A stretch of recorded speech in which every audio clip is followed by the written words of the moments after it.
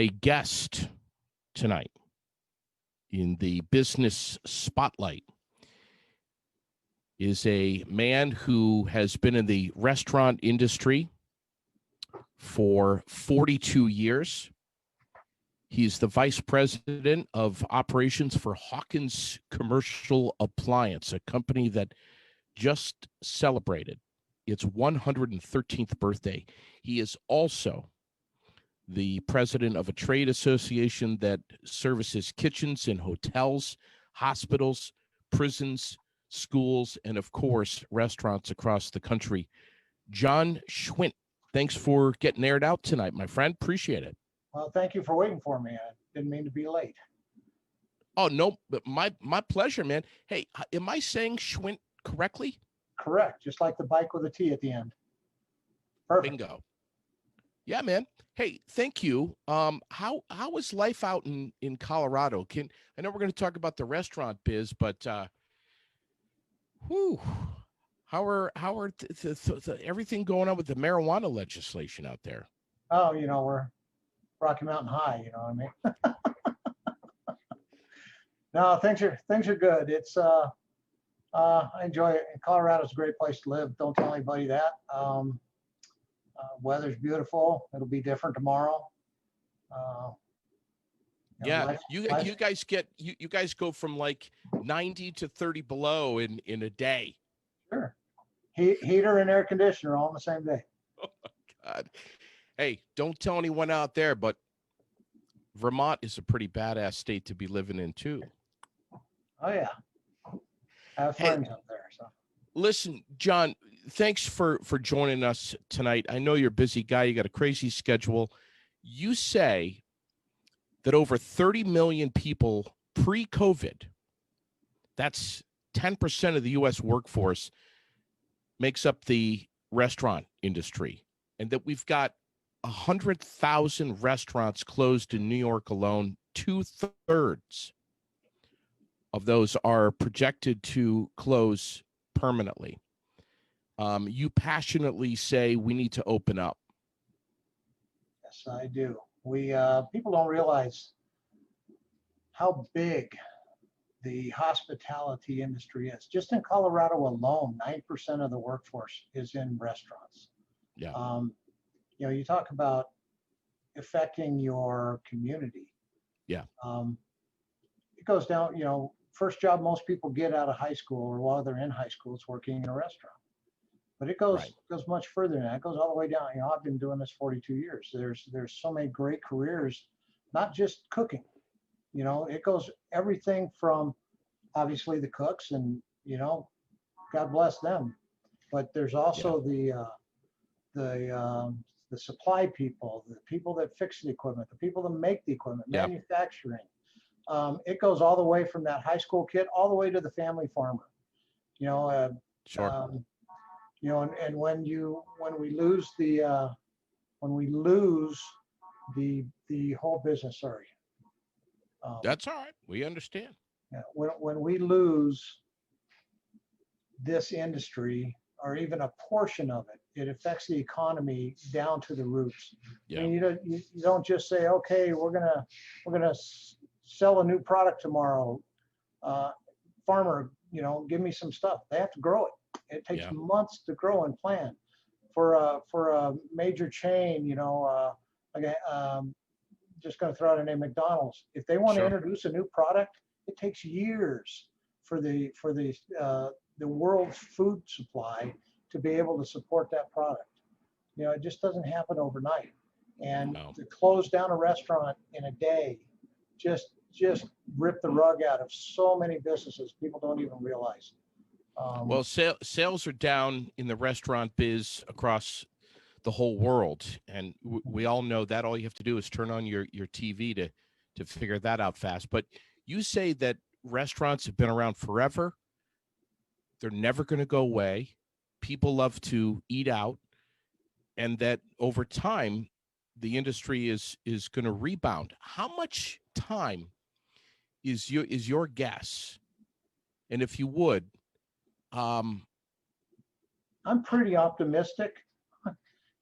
If things open up, a year, there's going to be opportunities for everybody.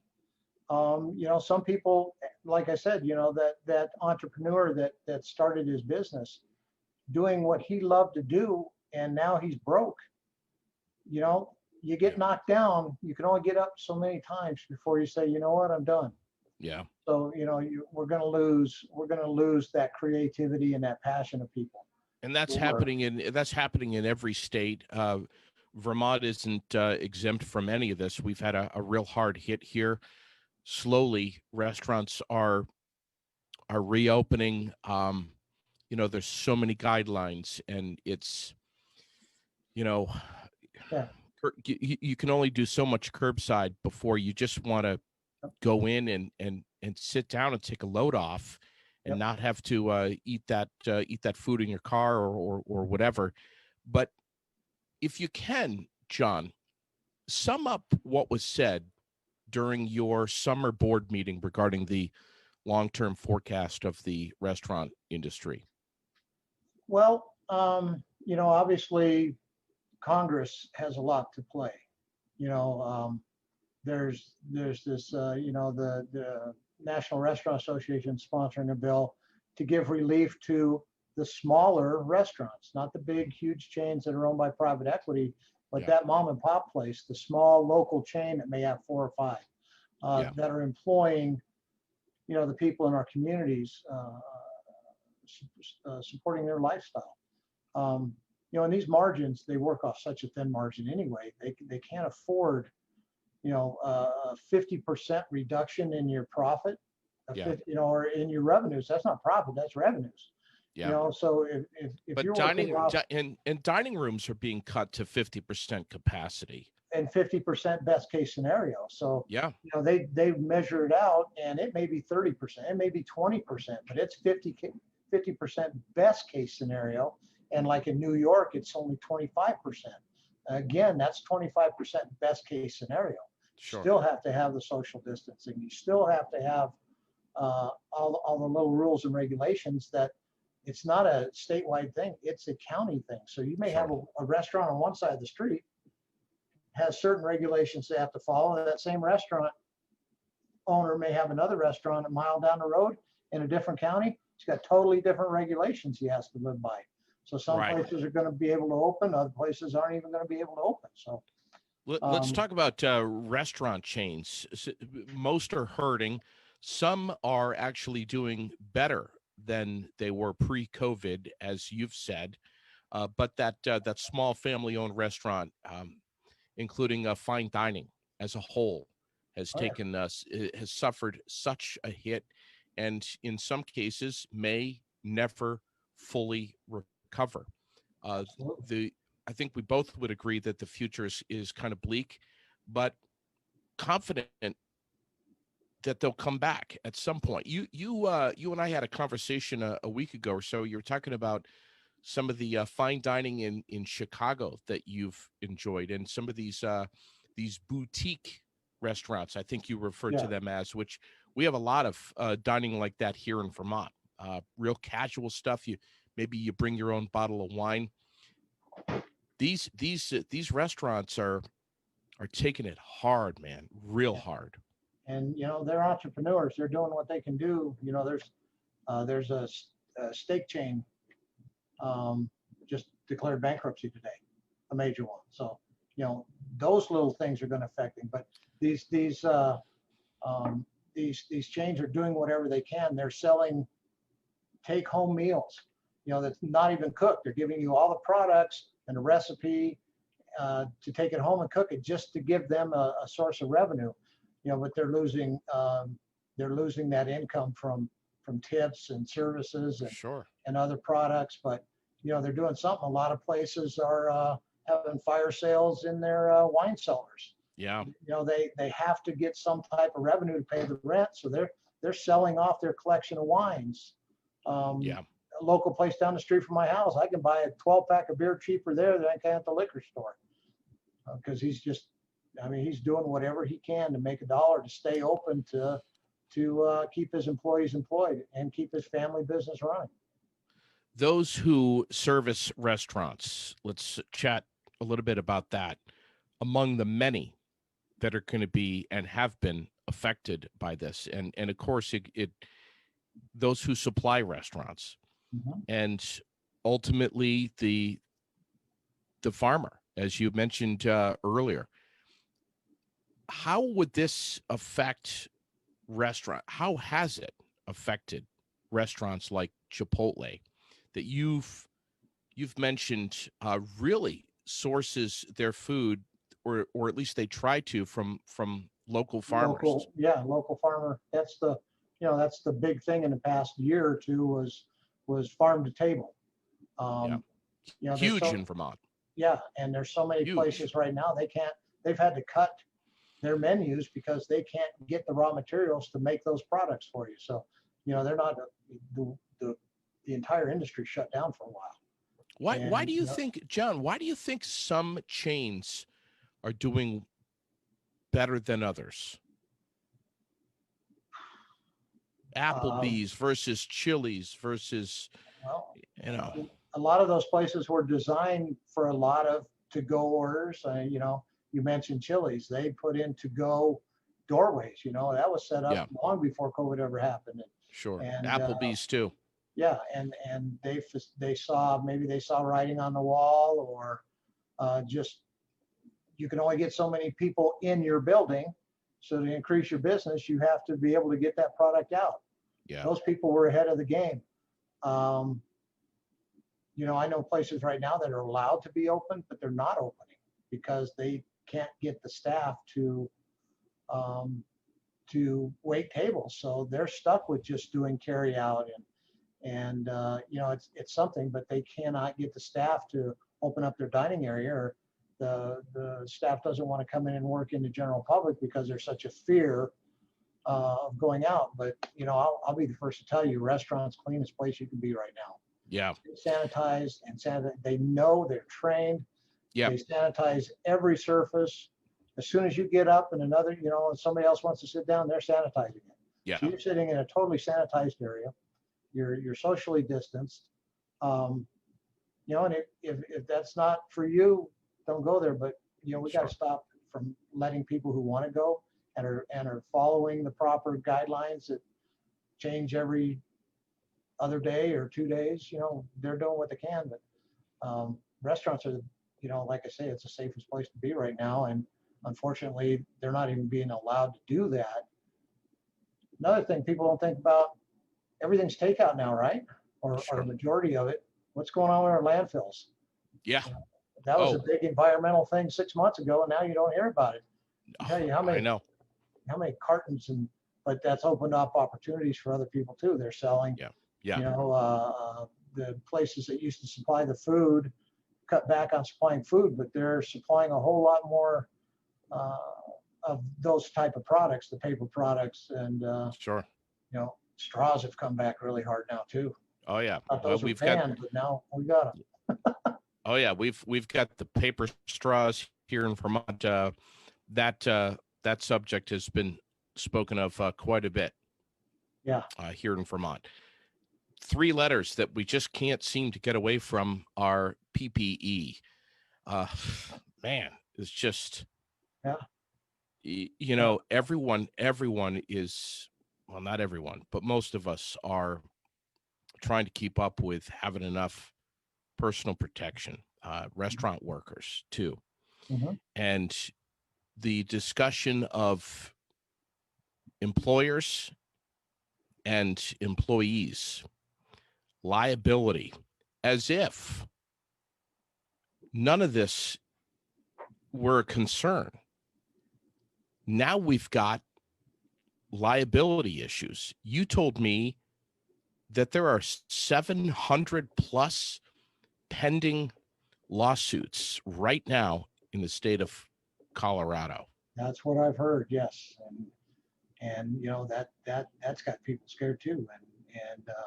And Congress, they had that opportunity to pass legislation to restrict the level of liability people have. Of course, everybody's going to have liability. You're going to have people that just don't do anything, and it's a detriment to people. But everybody has a choice. You have a choice whether you want to work or not. You Yeah. have a choice whether you want to go to the grocery store, to Walmart, or your local hardware store, buy a new car. Those are all personal choices. And we shouldn't be able to sue somebody because, well, I was in the grocery store and that's the only place I've been and I came down with COVID. So now I'm going to sue that grocery store chain. Or, heaven for, you go into a restaurant and you hear they had an outbreak and so everybody, some people get exposed to it or whatever. There's the personal responsibility, again, the PPE. That's for everybody. Everybody's got hand sanitizer. I've never seen so much hand sanitizer in my life. And it all smells like tequila, if you noticed anymore. I think the distilleries have really Yeah. done a good job stepping up and Oh yeah. and supplying that. But and you couldn't find that at one point. Now you can't get away from it. Sure. They've said the surface contact exposure isn't that big a deal, but it is, and it's not. And masks are good. Masks aren't good. Yeah. You need to have them. You need to have barriers between everything. And I'm not gonna argue all those points. Everybody's doing what they can. We're told to flatten the curve. Yeah. Well, that if you look at that curve or whatever it's supposed to be, it's been pretty flat for a long time. But everybody's afraid because nobody wants to deal with the underlying liability issues. I have my employees come in here every day. We go into restaurants. They get their temperatures checked. They have to wear gloves. They have to wash their hands in front of managers in certain places. We go into nursing homes where certain governors were sending sick people into nursing homes in the beginning of this. And then those people have to eat. Those kitchens have to operate. People have to be in there, preparing the food. Well, the equipment needs to be serviced too. So my people have to protect themselves at their responsibility. We provide with everything, but everybody's doing a really good job for the most part of protecting themselves. There's a lot of, I agree. There's a lot of governing in fear right now, everywhere. Yep. Where did your governor in Colorado go right, and where did he go wrong with his response to restaurants and COVID? What takeaway lessons do you think should set an example for governors across the nation, John? I think Governor Polis out here, he's done a very good job communicating. I mean, things may change, but he steps up, he communicates, he talks very plainly, doesn't throw in a lot of the rhetoric and politics involved in it. He's very common sense. Hey, wear the damn mask. This is what needs to happen so we can open up businesses. Where he's making a mistake, I think he got a little bit too much peer pressure. And like I think I was sharing with you, when they closed down, they shut down liquor stores and Colorado pot dispensaries. Well, I was in a liquor store at the time, and there was probably 8 people in line. They had everybody else spaced out, socially distanced.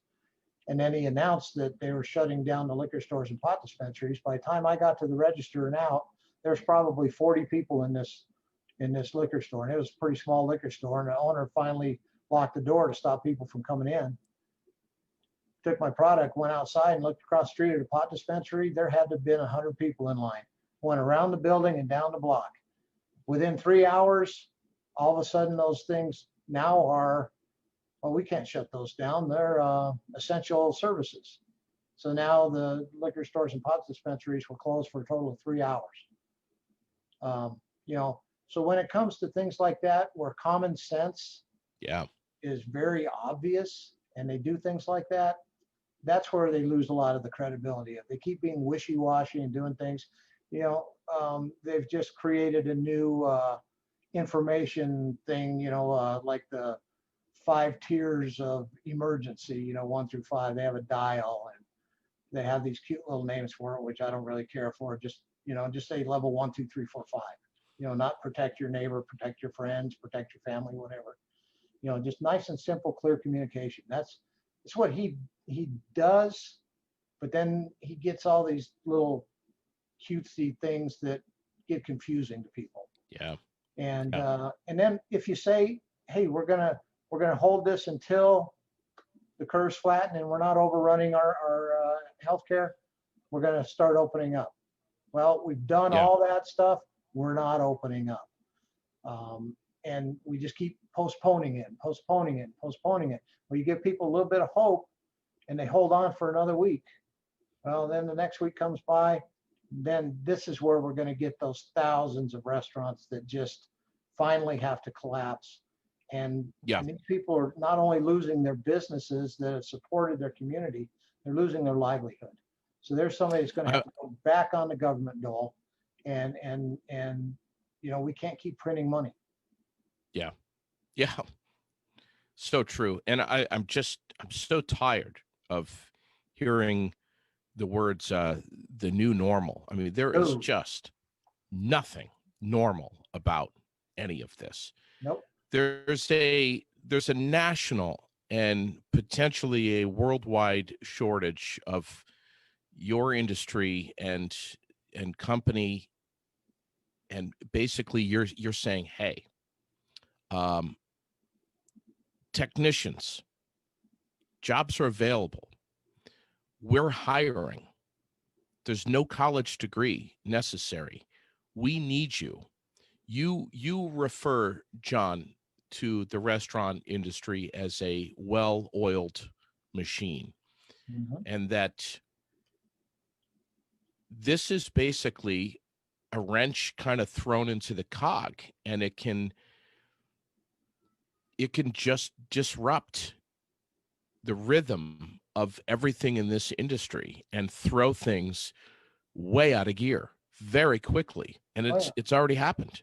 But you need technicians to get in there and service restaurants, make sure that their equipment is up to par and running safe. Yes, we did a survey about a little over a year ago, and CFESA, the Commercial Food Equipment Service Association that I represent, we have about 466 members across the country. These are all small. Most of them are family-owned businesses. They employ anywhere from 5 to a few hundred people.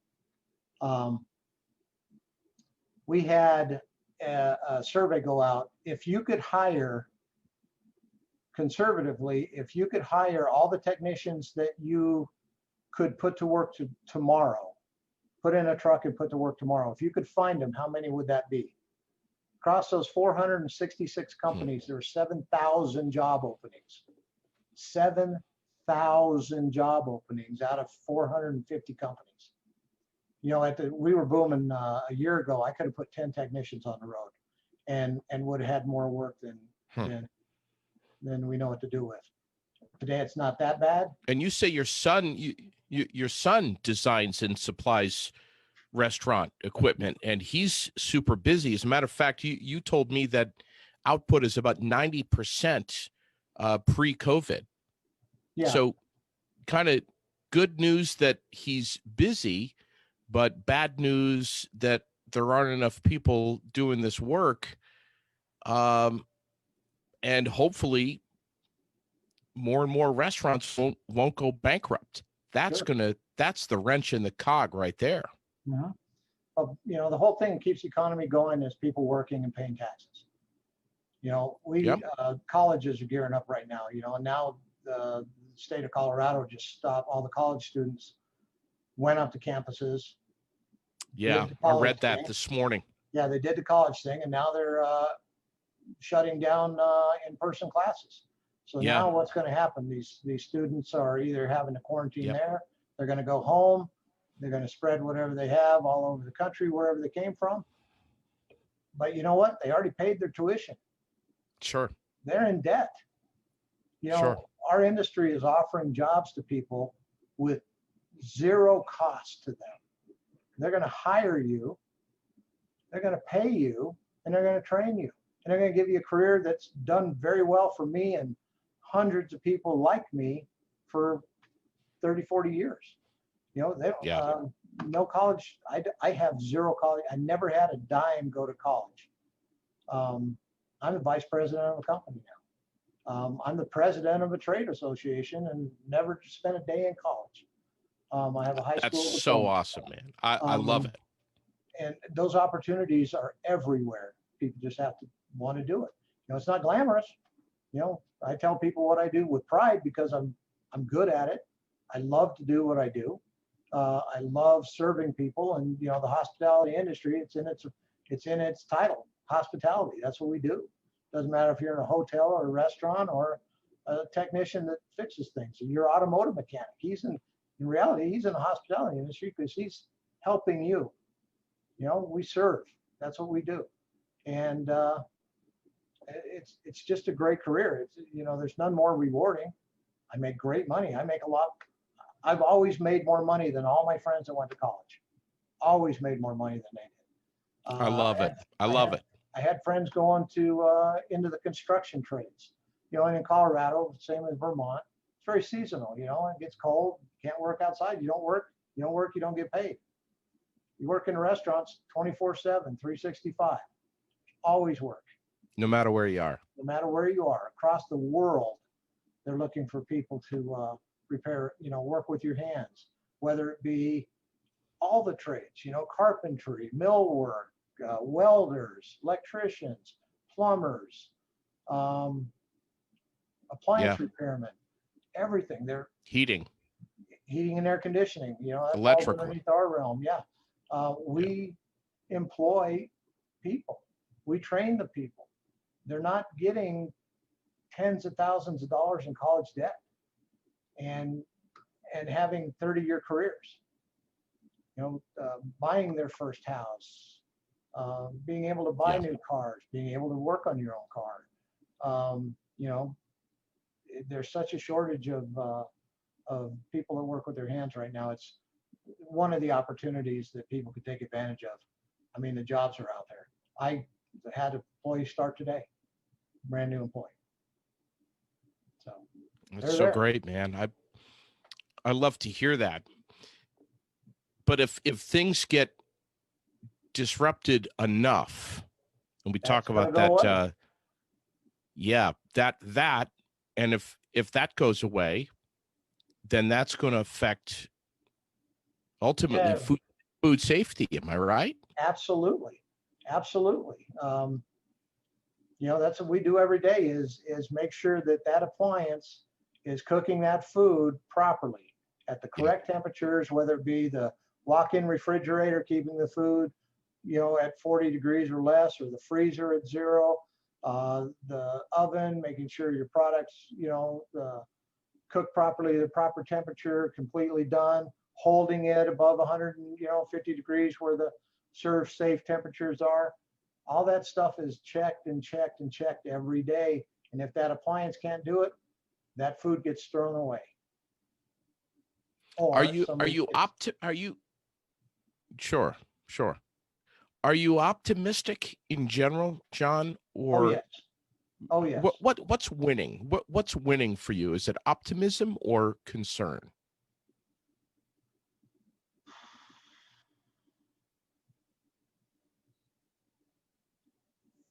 The restaurant industry is so flexible, so I'm looking for a good word, elastic. It moves, to what's needed and what's wanted. And again, these are entrepreneurs that know when that cheese moves to something else. Pizza may be booming this year. Next year it's going to be Italian food. Next year it's going to be Latin food or Greek food, whatever.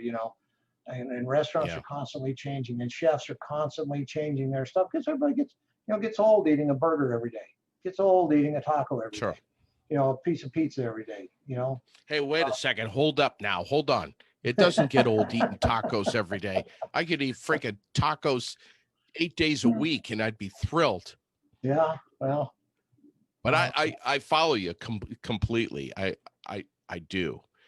How can folks that are watching right now, listening, how can they get in touch with you if they Well, have comments, questions, if they want to learn more about you, uh, the company that you're the VP of operations for. oh, at Hawkins, Yeah. the best way is my email address is John, John at hawkinscommercial.com. And Website, hawkinscommercial.com. Our trade organization is CFESA, Commercial Food Equipment Service Association.com. We've just been doing marketing videos, trying to attract people into the industry. Like I say, it's amazing. It's 10% of the workforce in the United States, but we have to attract people into it because it's got that stigma of a few, for the past 20, 30 years, okay, 50 years, since I was in school, everybody's saying you got to go to college or you're not going to amount to anything. Well, a lot of us have proven that wrong. You don't need college. College isn't for everybody. 2 out of my 3 kids went to college. All 3 of them are doing great. They don't I have love college, it, man. they don't have college debt. I don't have college debt. There's so many, like I say, the opportunities out there. This industry doesn't lay people off. Even through all this stuff, everybody had a furlough a little bit. We didn't furlough, we cut back a little bit. Everybody worked, we just didn't work as many hours. And as soon as things were allowed to do things, right back up to work. Right and back. never missed a day. Unfortunately, we had some trainees that we couldn't afford to keep on for a while, but we've brought some of those back when we could. And now, like I say, now we're hiring.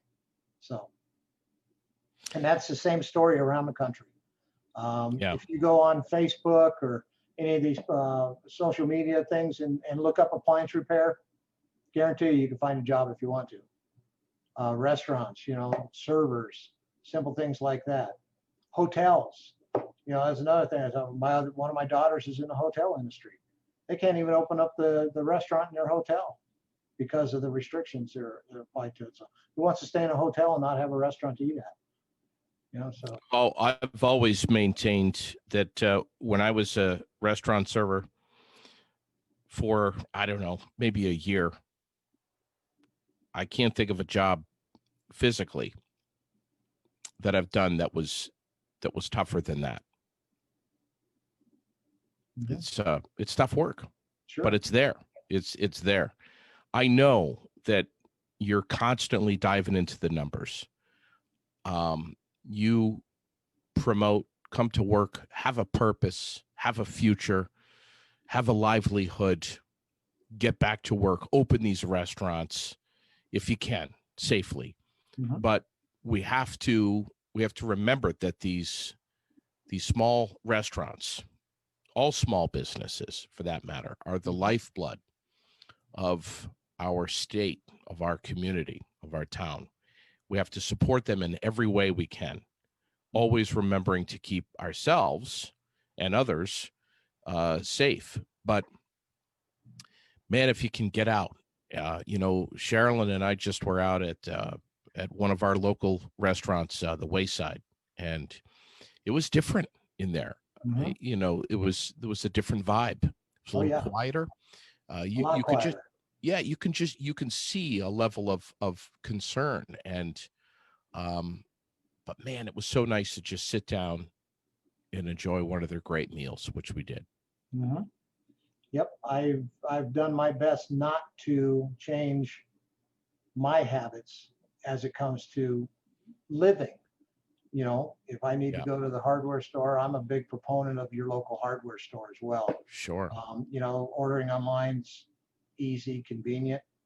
Yeah. But when I need something, I'd like to drive down to that local store and buy it and support because that's my neighbor that I'm supporting.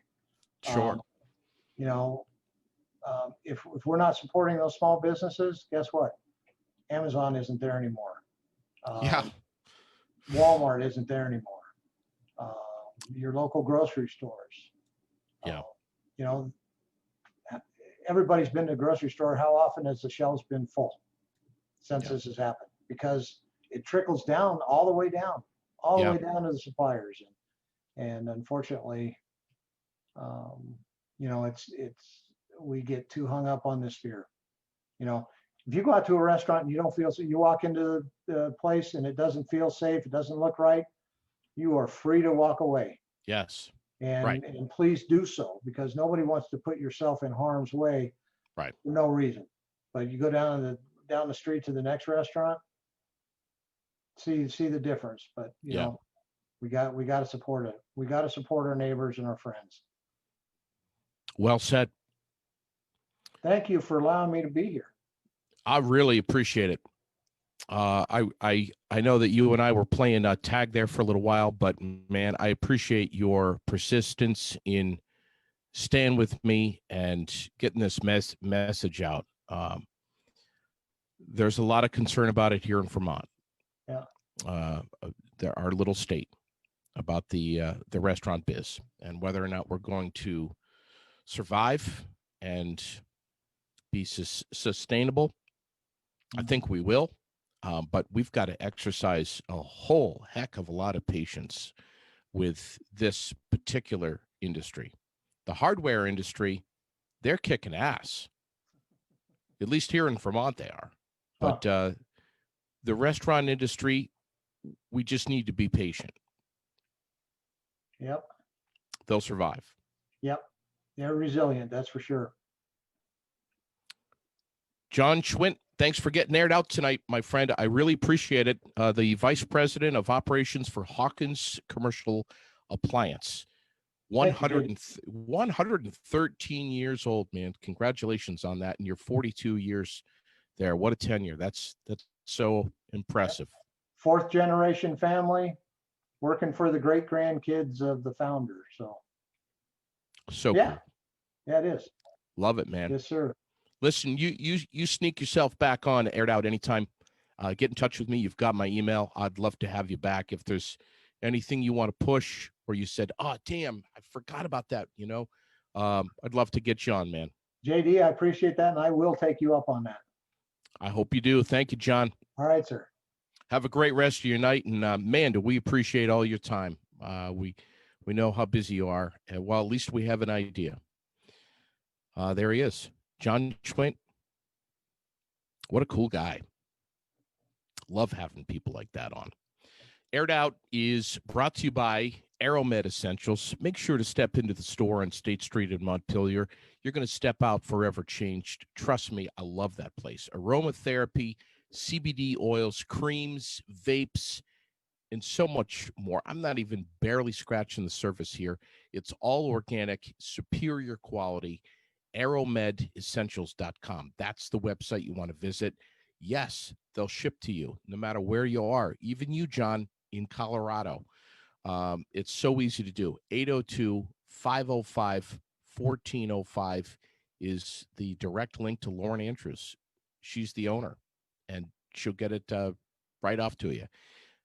Peaceful Harvest Mushrooms, Fragrant Reed, Sun Soy, Mansfield Provisions. These are just a couple of the many names that they've got at Aeromed Essentials, where they're always supporting local biz, local farmers, local hemp farms. Yeah. All sourced organically right here from the Green Mountain State. AeromedEssentials.com. That's AROMED. AeromedEssentials.com. Fontaine Forestry and Millwork. Is it sad that I think that lumber can be beautiful? Maybe, but I do. And so will you if you go over to Fontaine Forestry and Millwork. Route 14, just below Bragg Farm. The most amazing sawmill and family operation that I think I've ever seen. It's incredible. Mark Fontaine is, I don't know how many hours a day he's putting in. If there's 24 hours in a day, he's putting in at least 25.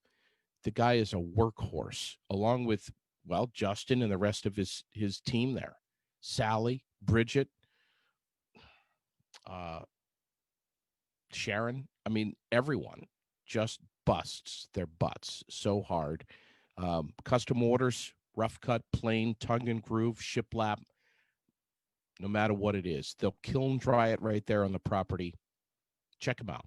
FontaineSawmill.com. You can find them on Facebook too. Fontaine Forestry and Millwork. And Jason Gauthier of Gauthier's Quality Grounds and Maintenance. Trash King Trash Removal is part of his side biz that is part of Gauthier's Quality Grounds and Maintenance, and he is crushing it. So many calls coming in and so many new customers for Trash King. So if you're curious about the change of going from the big guy over to Trash King, get in touch with Jason Gauthier on Facebook. Tell him I sent you. He'll give you an idea what it's going to cost you by the week, twice a week. If you got a lot of trash, you need a one-time clean out of that barn or that garage or business, get in touch with him. He'll give you an estimate. All right. He is super reliable, super trustworthy, and he's passionate about what he does. He literally loves everything that he does. Mowing, weed whacking, landscaping, building something for you. The guy's a handyman extraordinaire. Residential and commercial, fully insured. Get in touch with him. And thanks to our supporting sponsors, Peak Entertainment, Donnybrook Fight Promotion, FGB Theaters, CW Print and Design, Dupree's Towing. You guys all know how to get it done. And I want to say thank you. Have a great rest of your night. Be kind to one another. Be well. And we'll catch you tomorrow. In memory of Mom, thanks for catching Aired Out tonight.